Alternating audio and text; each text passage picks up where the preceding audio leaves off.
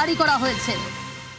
আরও একবার জানিয়ে রাখবো, বারুইপুর কাণ্ডে পাকড়াও 5, এরই পাশাপাশি 163 ধারা জারি করা হয়েছে বারুইপুরে। রাতভর অভিযান পুলিশের জালে 5 জন। ধর্ষণ খুনের অভিযোগে গতকাল যে ধুন্ধুমার পরিস্থিতি তৈরি হয়, সেই ঘটনায় রাতভর অভিযান চালায় পুলিশ এবং গতকালই একজনকে গ্রেপ্তার, আজ আরও একজনকে গ্রেপ্তার এবং আটক করা হয়েছে আরও 3 জনকে। অর্পণ রয়েছে, অর্পণ।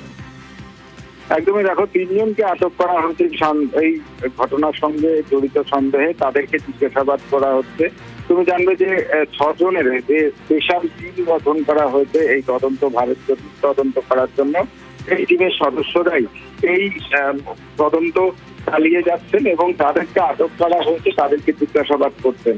পাশাপাশি এই ঘটনায় যে ঘটনাস্থল, সেখানে 163 ধারা জারি করা হয়েছে এবং কোন রকম জমায়েত সেখানে নিষিদ্ধ করা হয়েছে। এর পাশাপাশি যারা পুলিশের উচ্চপদ আধিকারিক রয়েছেন, গতকালের যে ঘটনা, যে লিঞ্চিং এর ঘটনা ঘটেছে, যা একজনের মৃত্যু এবং তার উপরে পুলিশের উপরে হামলা ভাঙচুরের ঘটনা, এই ঘটনায় সঙ্গে যারা যুক্ত রয়েছে তাদেরও চিহ্নিতকরণের কাজ শুরু করেছে তদন্তকারী আধিকারিকরা। একেবারে বেশ, নজর থাকুক।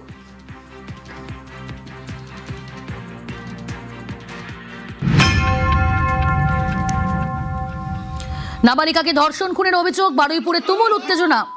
পুকুর থেকে 12 বছরের নাবালিকার দেহ উদ্ধার।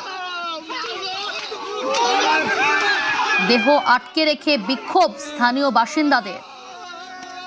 ধর্ষণ খুনে অভিযুক্ত, সেই অভিযুক্ত সন্দেহে গণপিটুনি।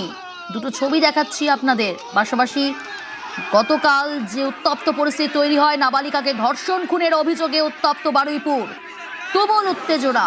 পুকুর থেকে 12 বছরের নাবালিকার দেহ উদ্ধার করা হয়। দেহ আটকে রেখে বিক্ষোভ স্থানীয় বাসিন্দাদের। ধর্ষণ খুনে অভিযুক্ত সন্দেহে গণপিটুনিতে একজনের মৃত্যুর অভিযোগও এক অভিযুক্ত অপরাধ স্বীকার করেছে বলেও দাবি। তাকে গ্রেপ্তার করেছে পুলিশ এবং এখনো পর্যন্ত মোট 2 জন গ্রেপ্তার, আটক 3 জন।